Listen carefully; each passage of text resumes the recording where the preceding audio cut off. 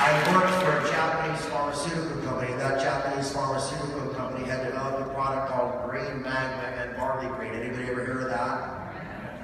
Well, I took them from a $700,000 company to like a $25 million company because I was so powerfully enthusiastic about giving people green juice powder when before they had to grow wheatgrass and get a grinder and make it fresh and people wouldn't do it. And Dr. Hagiwara from Japan told me he had created a pharmaceutical method of converting green juice to powder, and it was pure, and it was organic, and it was raw, and I was all in. And then I was requesting information. Could you please give me studies? And they kept sending me studies on fresh barley grass juice and not the dry one. And I said, no, I need the studies on the dry one. And they said, well, the dry one's just like the fresh one.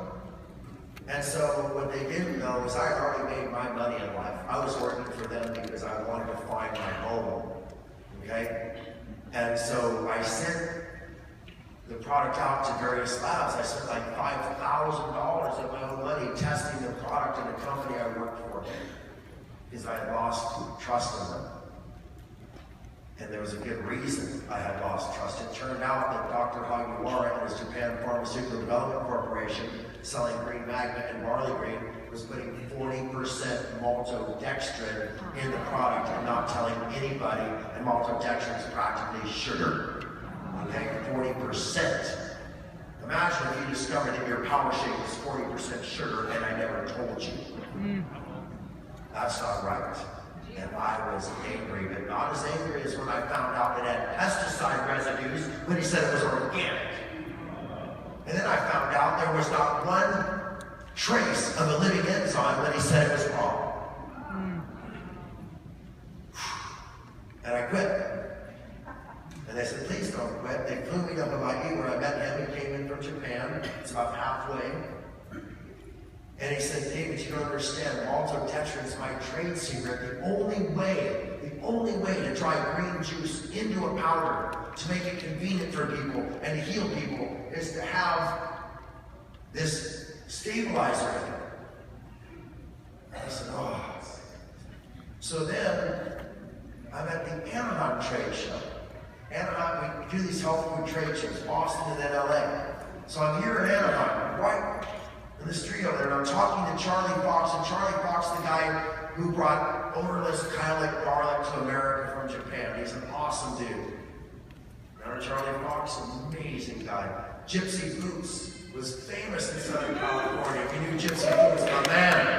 Boots! So, anyway, so Charlie Fox tells me, Dave, I heard that you're spending all this money trying to prove that you can try juice without a binder, and you're not having any success. I harvested kamut in Montana and drove it to Minnesota in a truck with ice thrown over the grass so I could try all these experiments, and none of it worked in this place that said that they were the best dryer of food on the planet.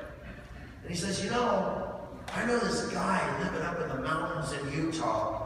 He went to them trying to prove that he had the best way to dry food, that if they wanted to dry food and store it for 2 years, that he found a way to dehydrate food without using any heat and without using any binders. And I said, it's not possible.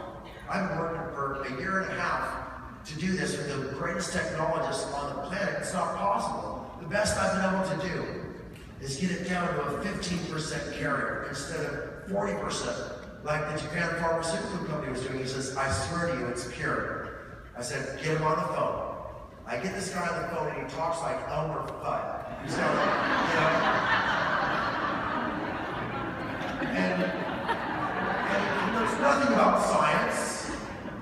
And he tells me that what he did was he dug a big hole in the sandstone, a 200-foot tall hole, and then he put a sprayer at the top, and as the juice fell down through there, the hot wind in the desert would come up and rise up through the hole, and by the time the juice fell to the bottom, it was a powder.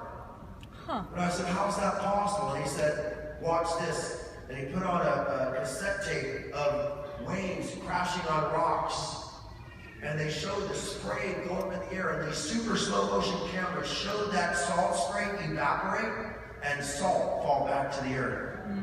Mist would go up and salt would fall down. And the temperature of the ocean was only like 60, 70 degrees. And he says, when I saw that video, I knew that I could evaporate food without a binder. But I needed to recreate that, and that's what he did in the sandstone with the sprayers. So Amy and I gave him $500,000 to build a machine that would do what the sandstone did. And then we found this amazing land that had 1,000 acres of soil that was 90 feet deep with topsoil because it had been a lake for thousands of years and it just dried up less than 100 years ago. And all this accumulated amazing stuff where the lake was in there. And we began to cultivate that. So I went back to Dr. Hagawara, who I was still working for, by the way, while I was doing all this. And I said, I've got the answer. We've got something better than barley. I've got this glute. We've got this process. I'm telling the story sort of backwards, and he fired me. He said, how dare you think that you could do my job? You're a used car salesman. Get out of here. Well, guess what? This used car salesman?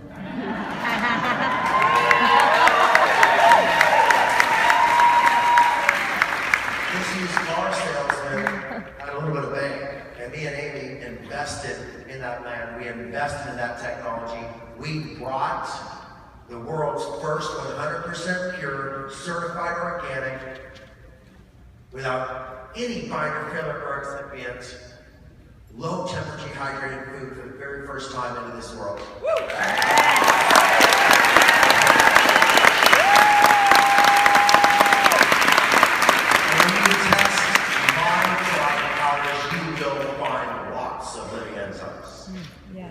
You will not find a pesticide residue in anything that we make. And so the process where this company started was Amy and I investing in a drink that we could change the world. That everybody drinking dry green juice had to take sugar with it, had to take chemicals with it, and it was not alive. And we changed that.